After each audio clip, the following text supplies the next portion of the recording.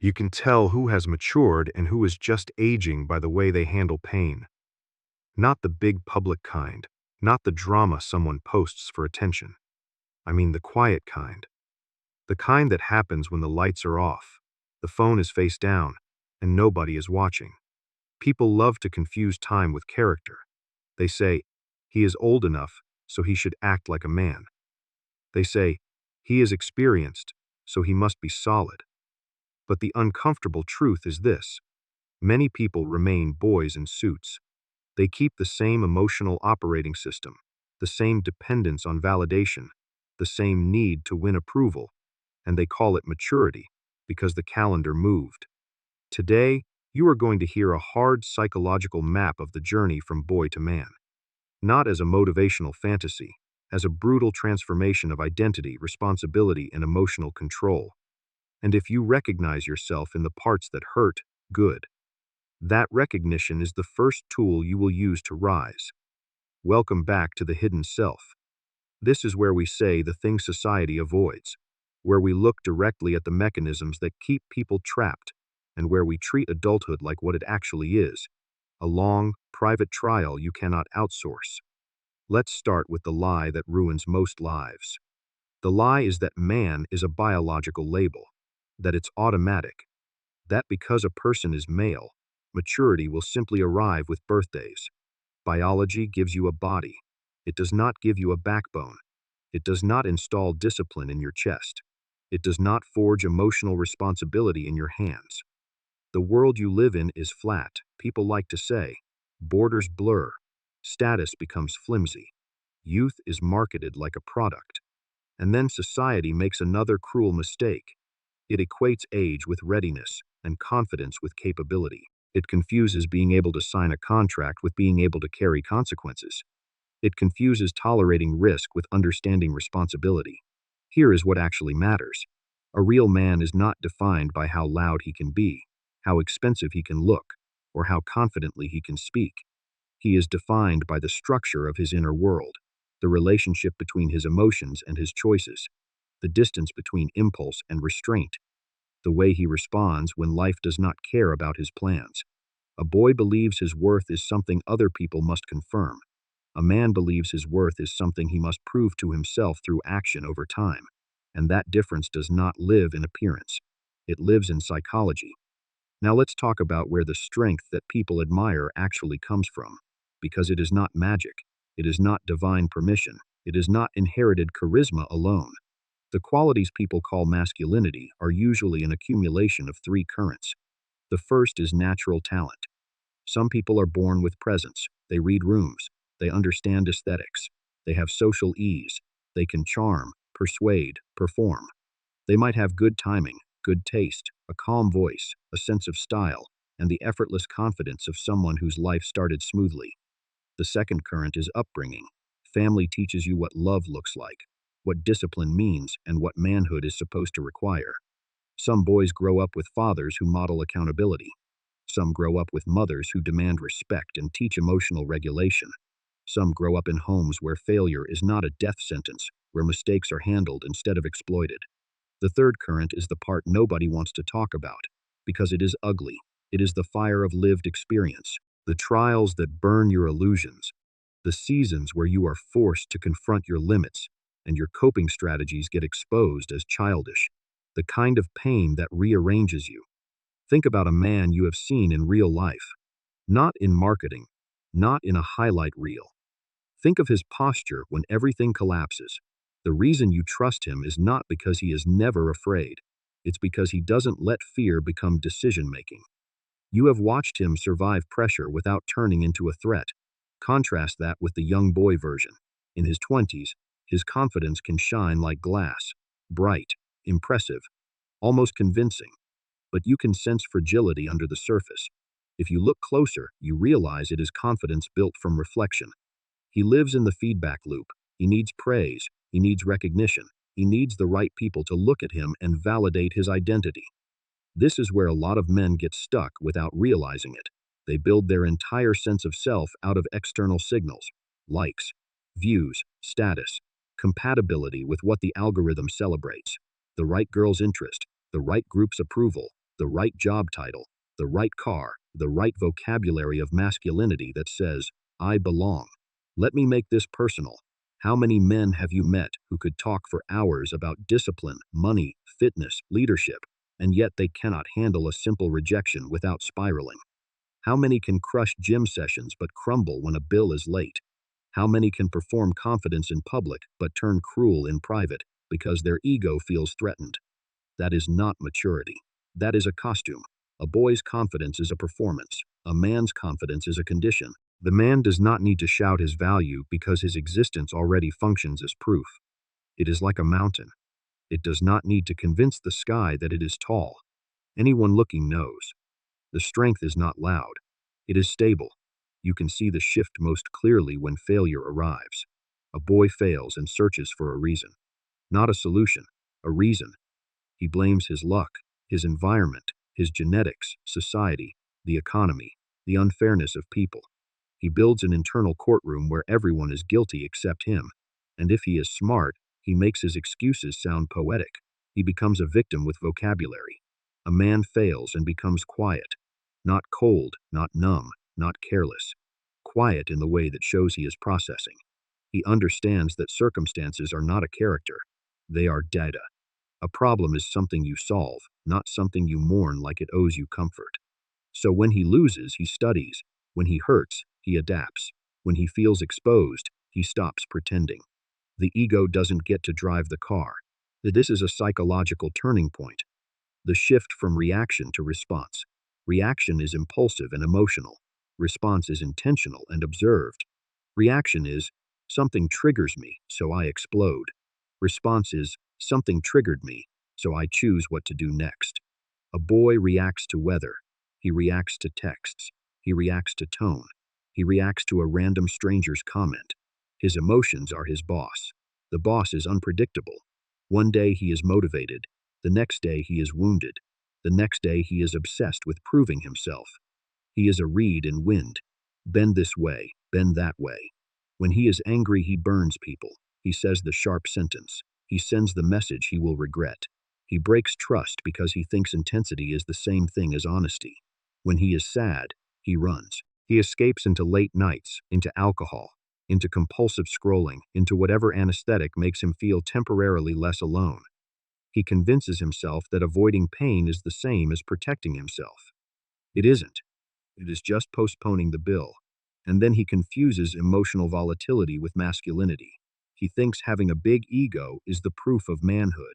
He thinks pride equals strength. He thinks not backing down means being a man. But what is really happening is this. He is terrified of being disrespected. He is terrified of being seen as weak. So he builds defenses, spikes, a posture, a loud identity. Some people even become abusive because control feels safer than vulnerability. Maturity is the opposite. A man can feel pain and still stay functional. He can be lonely and still be loyal. He can be overwhelmed and still not pass the burden on to others like it is their job to carry him. And this is where the deepest part begins. People assume emotional control means you don't feel. That is the dumbest misunderstanding. Real emotional control means you feel, and you don't surrender the steering wheel. A man's calm is not absence of pain.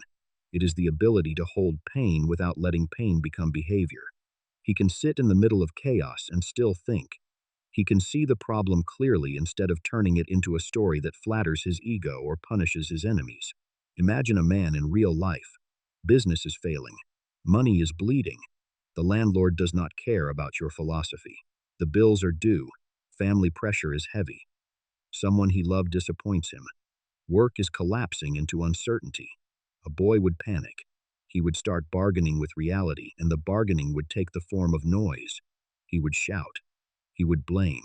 He would start making emotional decisions, because panic always wants speed. It wants to escape the feeling. A man chooses a different kind of silence, not cowardice. Silence as strategy. He watches first. He thinks first. He separates himself from the problem. This is a crucial psychological skill. He does not say, I am doomed. He says the situation is unstable and I need to solve it. He treats emotion like weather, not like destiny. That calm has a cost. It requires practice. It requires learning that your ego does not deserve the final word.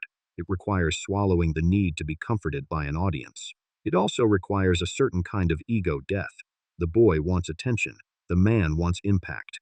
From that discipline, something else emerges, subtle empathy. Not the fake kind, not the "I'm a nice guy" performance. The empathy that comes from understanding the psychology of fear and shame. A boy misunderstands other people because he is too busy protecting himself. He reads every reaction as a verdict. A woman replies late, so he assumes she is disrespecting him. His friend seems distant, so he assumes betrayal. Someone disagrees, so he assumes attack. A man can separate facts from threat. He can listen without collapsing into insecurity. That is why mature men can be quiet and still command respect. They don't chase validation. They don't perform for approval. They simply exist in a stable center. And once you can hold stability inside yourself, you can also offer stability to others. That is where tolerance and forgiveness come from, not from weakness, from strength. People think forgiveness means you accept harm. No, forgiveness means you refuse to let your wounds write your personality. It means you are big enough to hold what hurt you without making it your whole identity.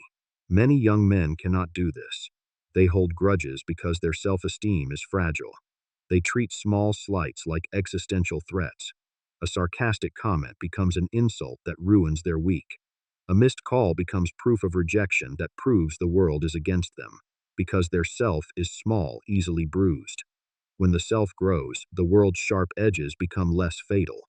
Mature men look at human pettiness with a distance that feels almost childlike in its clarity, like an adult watching kids fight over a toy.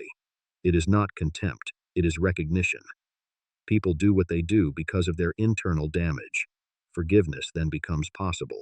Now let's go further, because this channel is not here to describe manhood as a set of behaviors. It is here to expose the hidden mechanisms that block your growth. One of the biggest blocks is loneliness. Boys fear loneliness. Not just being alone. They fear the feeling of being unseen. They need the crowd because the crowd covers their emptiness. If nobody is watching, they panic. Their mind starts to interrogate them. Am I enough? Am I chosen? Am I valuable? So they keep chasing people, chasing attention, chasing someone. They fill silence with noise. They keep dating because being alone feels like failure. They keep scrolling because quiet time feels like confrontation. A man does something more difficult. He values solitude. He can be alone without feeling dead inside. His loneliness turns into conversation. He sits with himself and dialogues. He reflects. He checks his patterns. He learns the difference between boredom and emptiness. He learns the difference between lust and intimacy. He learns the difference between affection and attachment. When a man understands himself, external approval stops being oxygen. He can accept praise without worshiping it. He can accept criticism without being destroyed by it. This is the shift of responsibility. It moves from outside to inside. He stops being the hunted animal in a social jungle and becomes the guardian of his own mind. That is why the most free men do not chase attention. They do not beg for certainty. They do not treat relationships as survival. Which brings me to the most misused metaphor people love, the idea that women are from the mountaintop and men are from the foothills. This metaphor is not about social status. It is about emotional journey. Women, in this framing, are associated with nurturing, connection, and emotional instinct. They bloom when they feel safe. When they are protected from constant chaos, they develop into their best selves. Like a flower on a mountain, receiving sunlight, not fighting predators all day. Men, in this metaphor, start at the base. The path is steep.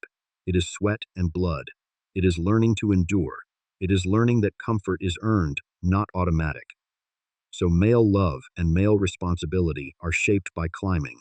And if you have never climbed, you don't understand what love costs. This is why young love often looks like conquest. A boy sees a woman as a target, a trophy, a proof that he is desirable. He chases because chasing inflates his ego. He wants the victory, not the bond. He loves when he needs something. He expects a relationship to fulfill him like a product. If the relationship doesn't immediately soothe his anxiety, he becomes possessive. He becomes controlling. He becomes resentful. Underneath, it is often a hidden need, the mother substitute. The unconscious search for unconditional care that forgives his mistakes without demanding he grow. Many boys want a second childhood in the shape of a girlfriend or wife. So when difficulties arrive, they break. Because they do not have a wide enough internal spine to carry a future. They escape. They abandon. They call it finding themselves. But really they are running from accountability. A man's love changes because his thinking changes. He stops treating a woman like something to collect. He starts treating her like something living that he must protect. Not in the childish way of jealousy and control, in the adult way, providing safety, reliability, and respect. A man loves not because he is empty. He loves because he has capacity. He has learned how to give without needing to win. He can offer warmth without losing himself. And the adult definition of masculinity becomes two words: responsibility and protection. Protection is not intimidation. It is creating an environment where fear is reduced, where the other person can relax their shoulders, where problems do not become disasters because one person is stable enough to face them. This is why mature men show love through actions, not promises. They do not romanticize the world into fantasy. They do not sell someday. They build. They might work 12 hours, 14 hours, because the family needs stability. They might swallow their pride because pressure at work cannot become a weapon at home. They might take financial stress on themselves because they understand that a partner deserves peace. Love, in their language, is reliability. They do not fear restriction. They choose it. They voluntarily wear the cage of duty because duty gives purpose. For them, responsibility is not a burden. It is an anchor. And in a relationship, this difference changes everything. Boys are often impatient. They want immediate rewards. They demand attention as proof of love. They move fast, push for certainty, and punish delay with emotional drama. Men move slower. Not because they are indecisive, but because they understand that strong bonds are built. They understand that passion is not the foundation. Respect is. Patience is. Shared struggle is. They also understand something subtle. Women can feel safety, not just physical safety, emotional safety. And intuition is not a fairy tale. It is a real cognitive ability to detect patterns. A woman senses whether your calm is authentic or manufactured. She senses whether your good behavior is a performance or a core value. She will know whether you are a shelter or a temporary stop. This is a terrifying truth for many boys in their 30s and 40s. Some men keep seducing with charm, but their instability gives away the lie. Eventually, the woman realizes she has been leaning on a trap disguised as comfort. Now we arrive at the most paradoxical part of the transformation, and it is important because it destroys another social myth. People think maturity makes men colder. They think wisdom kills playfulness. They think grown-ups become serious, robotic, emotionally drained. No. The paradox is, the more mature a man becomes, the more childlike he becomes. But be careful. This is not the childlike behavior of immaturity. It is not impulsiveness. It is not ignorance. It is not irresponsibility. It is a different state of mind. It is innocence after learning. It is play after surviving. It is simplicity after complexity. Why does this happen? Because after climbing far enough up the slope, the man sees the masks clearly. He has tasted both victory and humiliation. He has watched lies get exposed. He has seen how people negotiate power with fake smiles. He has experienced enough betrayal and enough manipulation to stop believing in shiny illusions. So his old arrogance stops pointing outward to challenge the world. That sharp ego that used to threaten strangers eventually sinks inward,